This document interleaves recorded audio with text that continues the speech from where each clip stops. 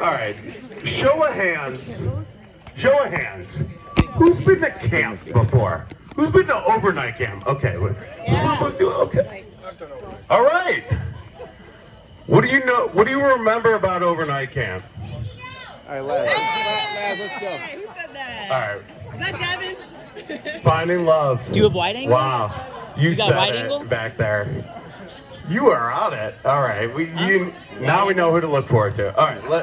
We got a ton of speeches. We're going to move it along. I'm happy to be here. Oh, candles on the ground. Shabbos candles out. Shabbos candles out. I was happy to be here.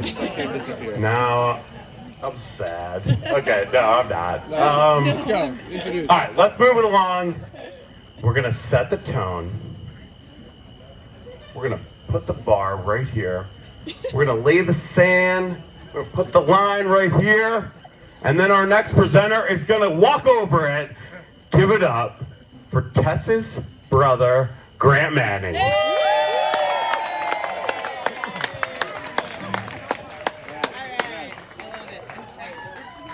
Good evening. So as Les said, for those of you who don't know me, I'm Tess's brother Grant. For those of you who do know me, I will do my best to keep the G-rants to a minimum and keep this spiffy. Last spring, in the middle of the California lockdown, Tess and I both had the brilliant idea of leaving San Francisco. Great minds think alike. Maybe two alike in this case, though, because we both had the brilliant idea of moving back in with our parents' house in Utah. Yeah. The Manning family was together once again for the first time in 17 years, but this time we had a new family member, Reed. Now, many people struggle to spend 3 days with their in-laws at a time. Reed, on the other hand, got to spend 3 months of quality time with me, Guy, and Steve, on one 3-bedroom house. Loved every minute of it. But what had the potential to be a pressure cooker environment was one of the best summers of memory. Yeah. I didn't see one conflict between Tess and Reed the entire time. They were as personable as ever and completely in sync as a team, even in the face of living with parents and in-laws. And it turns out Reed is a natural member of the family. He was so comfortable with us, I felt like he'd always been around. Not that I ever had any doubts about this marriage, but if their relationship can survive that experience, it'll survive anything. Reed, we've had some great times in the past few years, whether that be paddling down the Delaware River, surfing on both coasts, or tackling mountains in Utah. I'm looking forward to spending many more years with you as you and Tess share your lives together. From my perspective, though, this is also a celebration of Tess, who, for as long as I can remember, has been a best friend to me. Tess's personality needs no introduction, but she isn't just the most engaging person in every room, she's also the most caring. She not only sees the best in people, but does her best to bring it out in them. We all know of the work she's done to brighten the lives of homeless children in New York City, of aspiring young engineers in Africa, but she also changed the life of the man standing in front of you now. Earlier this year, I moved to Cape Town, basically on a whim. I had no job, no prospects, and no idea where my life was going. But Tess knew. Despite being 10,000 miles away, she never stopped watching over me. Tess, of course, has contacts in South Africa. She went on a limb to set up a meeting with a colleague, Robert Paddock. I didn't think I was ready and wanted to put off the meeting. If it were up to me, it probably would have never happened. But Tess, who may know me better than myself, believed in me. As always, she was right. I now work at Rob's company full-time and am living a dream life, traveling Africa and Europe as a digital nomad. My life has completely turned around in the past 6 months, and I have Tess to thank me for giving me the start that I needed.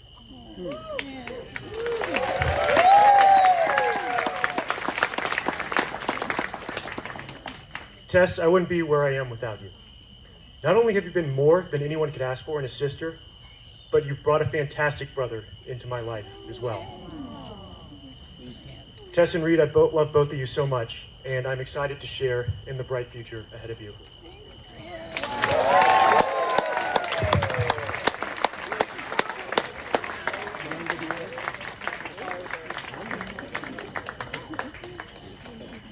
I want to get in on that too.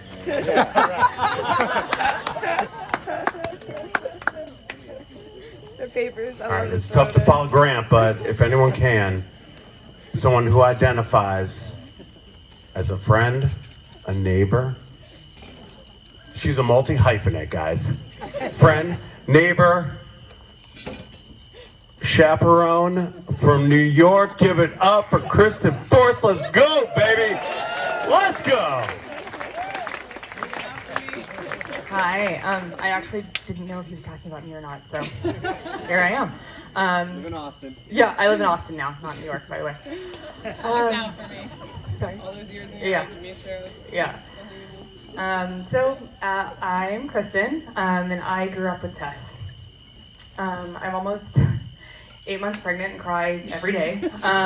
So fair warning, there's no way I'm gonna get through this without crying, so sorry in advance. My family lived next door to Tess, or the Mannings, when I was really young, and we all became lifelong friends. I actually remember when Tess was born, and Grant stayed with us while I and Steve were at the hospital. So we go way, way back. I'm very, very fortunate to have grown up with the wonderful human that is Tess Manning. There's not a time in my life that she hasn't been there. Tess, Grant, and I all wound up in New York at the same time in our 20s, and I can't imagine my time there without them. We used to have family Sunday dinners, and might have been known to dance on top of a table or two from time to time. I never know how to describe my relationship with Tess and Grant because we're not related by blood, but they're family. Tess and I call each other fake but real sister. And when we lost my brother Taylor, my parents called Tess before me because they wanted family with me when I heard the news. I remember when Tess started talking about her really amazing coworker, Reed. She kept talking about how great and how hot he was. She brought him up all the time. And so it was no surprise when she told me they were dating. Reed, I can't tell you what it means to see Tess with someone that makes her so happy and compliments her so fully. You both have the biggest hearts and are so kind and thoughtful, and you bring so much joy to everyone around you.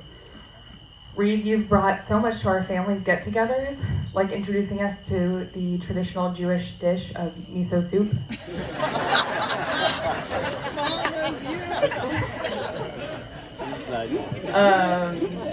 Elliot and I can't wait to spend the next 50 years with y'all in Utah, Texas, the lake, all over. We love y'all and know you will have the absolute best life together with so many adventures. So here's to my fake but real sister and my fake but real brother-in-law.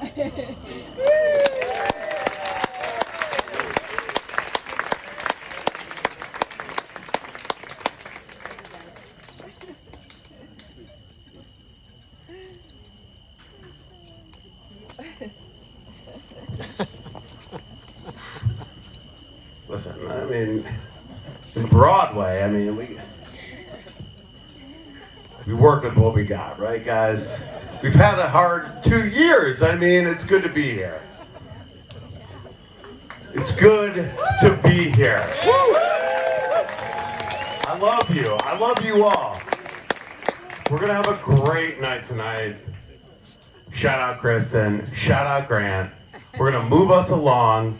Let's go to New Jersey's most famous cinematographer, videographer, editor. I might have missed one. We'll fix it in post. Give it up for Jason Zucker.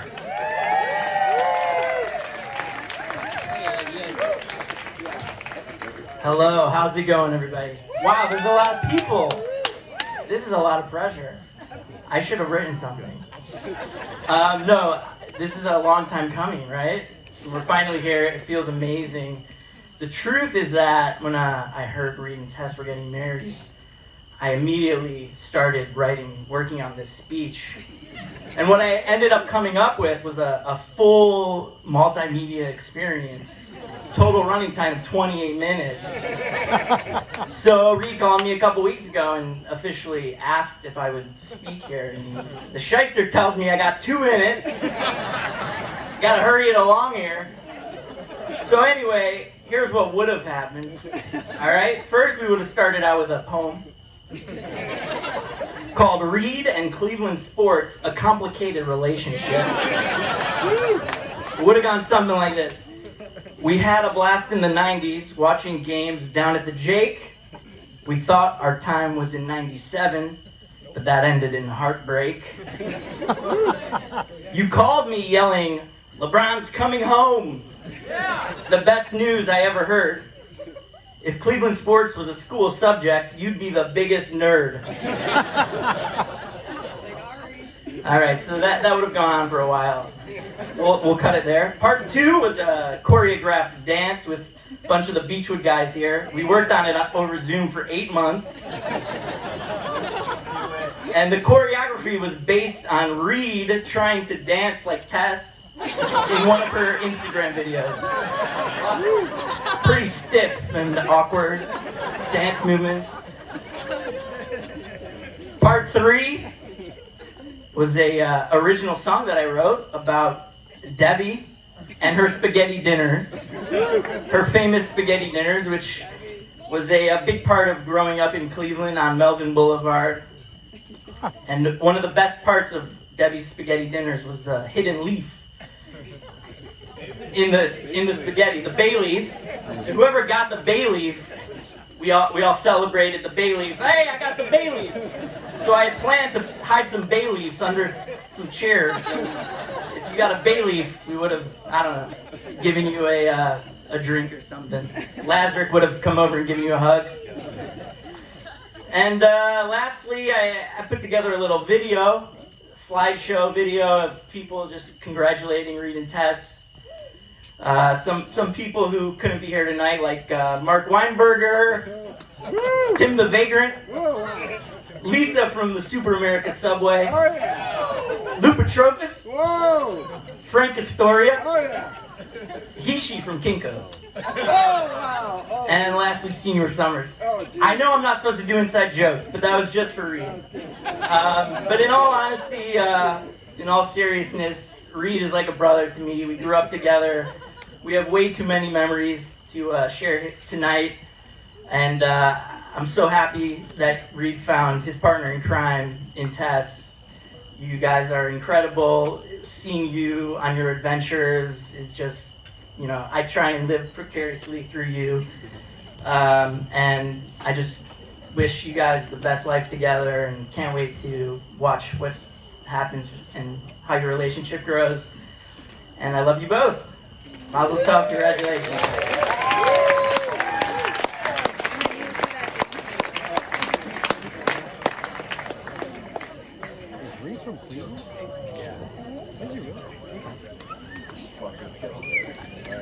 All right, this next guy knows where all the bodies are buried.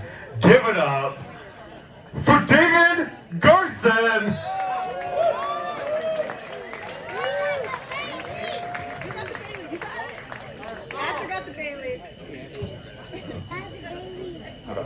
All right, we got a murderer's row. Look, I have the baby. Oh, he's got the baby. Oh. Can we give it up for Asher? He's the real MVP this weekend. All right. So, for those of you that don't know me, my name's David, and I've had the pleasure of having Reed as one of my closest friends for the last 25 years. Not only did we grow up in Cleveland together, we decided to go to college together and take our talents to the University of Florida. That was just the first of 5 schools we went to together. Although we had a good time, Reed couldn't take the heat and was ready for a new look and a fresh start. With a new nose and more confidence, we decided to transfer to community college in January to Madison, Wisconsin. Woo! Through college, we lived together and continued this amazing journey. It wasn't just us. We had some interesting roommates who didn't make the cut to the wedding. Remember in Wisconsin when we had a third roommate, Prohaska, who borrowed your bathing suit, pooped his pants, and then hung his dirty suit back into your closet? It was disgusting. Anyone else would be upset, but you and I just sat there dying laughing and couldn't believe what just happened. You really make every situation and experience a lot more fun and entertaining. There's never a dull moment with you. Reed, you're such a great friend, hilarious, loyal, one of a kind, and always had my back. I love you, buddy. I've known Reed when he was single with girlfriends, when he's been on top of the world or down in the dumps. And I can say that Tess makes Reed a much better all-around person. Their love and respect for one another is admirable, and they truly are best friends. Anyone who spends time with them can easily see this. Tess, you are Reed's perfect match. In every way, driven, adventurous, genuine, loyal, down to earth, and beautiful inside and out. I'm so happy to see Reed marry his best friend. I'd like to offer a toast to his beautiful bride, Tess, who not only puts up with Reed, but all of his friends and their antics. I'd like to thank both Tess and Reed's families for hosting us this weekend. Let's toast to health, happiness, and the future of this amazing couple. I love you guys. Congrats. You want to tell Dennis? I love it.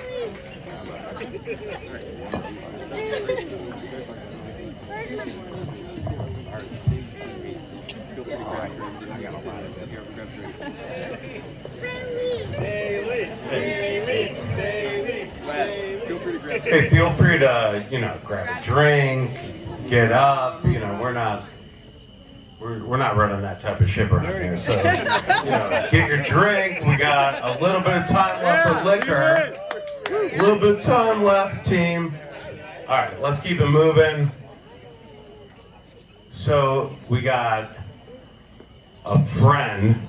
I mean, it's hard to figure out how everyone identifies. Okay, so we got a friend, a dance partner, a business partner. Let's give it up for our Reed. Oh!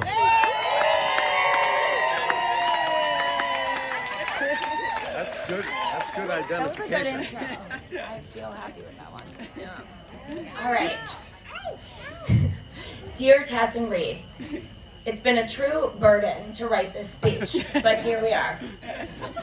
It's not because I'm a bad writer or a bad friend. I think we'll soon agree I'm excellent. But because it's been an unimaginable task to capture the magic of you as a couple.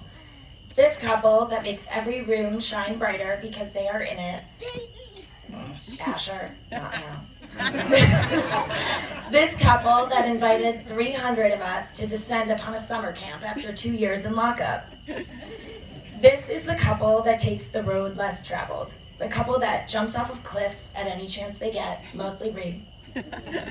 The couple that pulls you up onto the dance floor against your will and makes you feel like a star, mostly Tess. This couple who adopts you as family the second they meet you, who is fiercely loyal to their friends and their values. Separate, they are the bomb, but together, they are dynamite. Reed is the friend who makes you feel safe and supported. Reed showed up to almost every single one of Tess and my dance classes and gave it his all, even when his all was more than we had bargained for. We've ridden mopeds through the streets of Thailand together, got stuck on a boat in a hailstorm together, danced in the desert together, gone to Vegas for 24 hours together. Hey. Reed, you're a champ. Cheers to many future adventures. Tess is a friend who makes you feel like Beyonce, or at least her backup booty.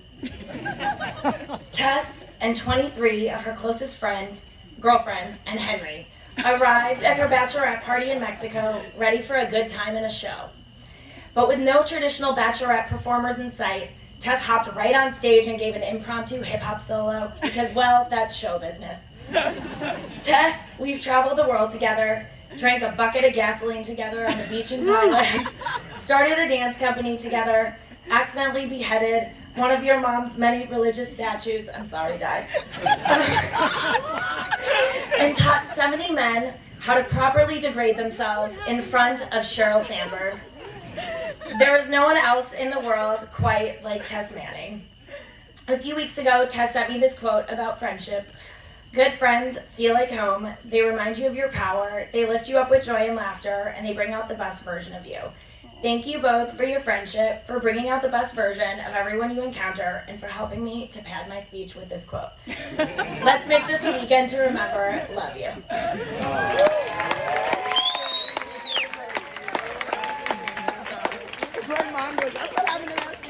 I'm sorry, Dad.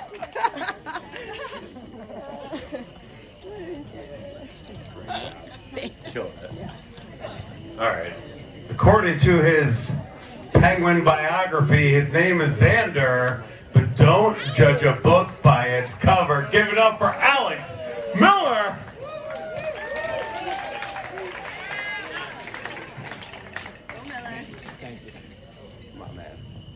All right, Joe. Yeah, so we've been waiting a long time for this wedding. I think 2 years is a long time to wait.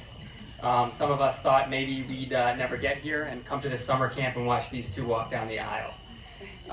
Not because of the pandemic necessarily, but because of the groom himself. So I'm going to tell you guys that we've been waiting 2 years for this wedding. I've been waiting about 26 years to see Reed Sinneberg fall in love. So to understand a man, it is sometimes helpful to revisit his childhood nicknames. Why would someone be called Booger or Pizza Face? I don't know. Michael Lycan can answer those questions later. So Reed had a few nicknames for himself. The first one, the one I used to call him, was Mudge. This was short for curmudgeon. So Reed lived like an old man when he was still young. He cruised Cleveland in a white Ford Taurus. He could get you from the east side to his yacht club. And he had a yacht club, and once you got to the yacht club, you boarded his boat, because he had one of those too. Dinghy. So it's a dinghy, really. But he captained it like a retired grandfather, all right? In boat shoes, yelling out directions, calling you incompetent, trying to figure out how to dock so we could eat buffalo shrimp at Hooters. His other nickname was the Shyster, which I think Jay Zook already talked about. So for you non-Jews, that's Yiddish for disreputable penny pincher. But it's not really a slur where we come from. So in our tradition, the penny pincher isn't a Scrooge-like miser. He's actually a heroic cheapskate. Capable of skimming the fat, finding the best deals, driving a hard bargain. He's really a survivalist. So Jason Zucker did make a movie about this, which he used to gain entrance into the NYU Film School. So these things combined, his old car, his navigational prowess, his boat, his groaning, his yacht club, his penny pinching, made him seem older than his years. He was jaded, wise, a bit of a malcontent. And as for love, as far as I could tell, he just didn't believe in it. He was born with a broken heart, as if he'd seen it all before. So I went to elementary school, middle school, high school, and college with Reed Sinneberg.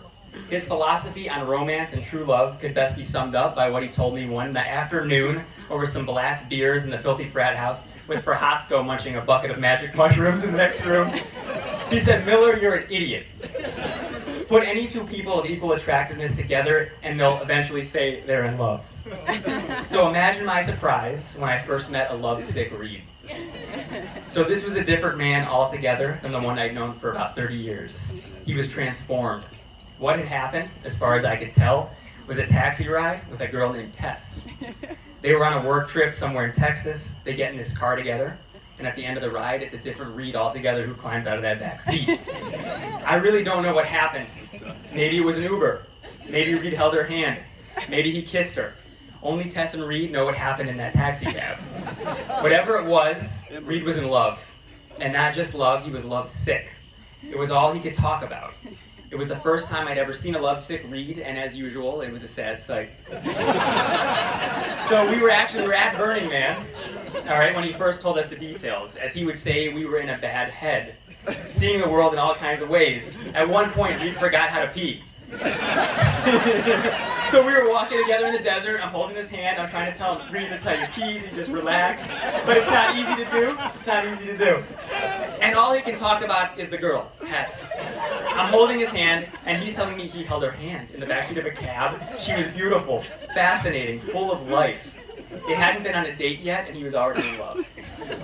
So this was the end of the old Reed, the Mudge, the Shyster, and the beginning of a new one. the one you see here today with the chin of an Adonis. Full of wonder, personable, ready to travel at the drop of a hat. And most remarkable for those of us who've known his whole life, a Reed without regrets.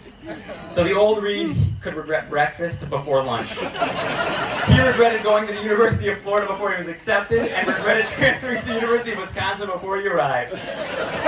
Now there's a certainty about him, a tranquility. These things are without doubt gifts from Tess. Alright, so sometimes love is like a battle that you are trying to win against an opponent that resists you.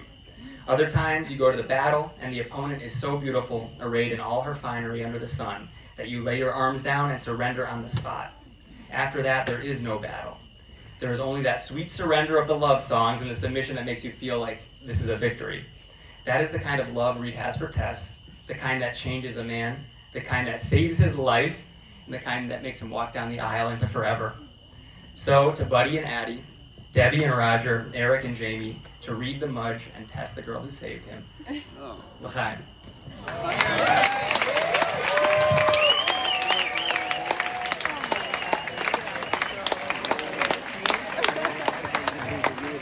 We'll see you in 20 minutes. Take a break, team. Peace out. That was great. That's like the first set. That was beautiful. How do you do that? How do you do it? What was the deal? That was amazing. He said he wanted. You killed it. You absolutely killed it. I'm sorry. Is that okay? I might be.